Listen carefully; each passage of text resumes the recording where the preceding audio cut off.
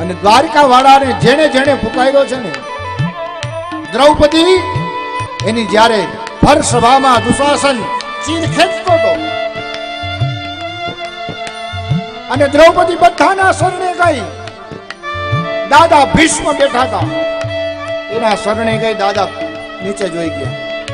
દ્રોણાચાર્ય બેઠા હતા, એના શરણે ગઈ દ્રૌપદી. નીચે બેસી ગઈ, નીચે જોઈ ગયા. બધાના શરણે ગઈ દ્રૌપદી. અરે પોતાના 5 પતિઓ બેઠા હતા અર્જુન સાથે, બધાના શરણે ગઈ. કોઈ બચાવ્યા નહીં દ્રૌપદીને. અને દુષ્ટ દુશાસન એ સાડી ખેંચતો હતો અને દ્રૌપદીએ પોતાના દાંતમાં સાડીનો છેડો દબી રાખ્યો હતો કે રેવા દે. અને બધા આગળ કાકરુંડી કરીને કોઈ સંભાળ ન લીધી, કોઈ ન સાંભળ્યું ને.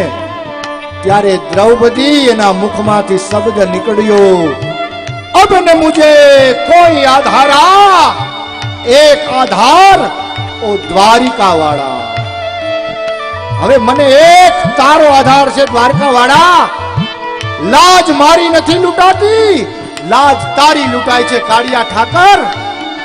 તું અમારી પડખે હતો અને જો હવે અમારી લાજ લૂંટાય તો એ લાજ અમારી લૂંટાણી નહીં ગણાય, લાજ તારી લૂંટાડી ગણાય. અને આખો વસ્ત્રનો ઉતાર લઈ લીધો મારા દ્વારકાનાથે, આખો વસ્ત્ર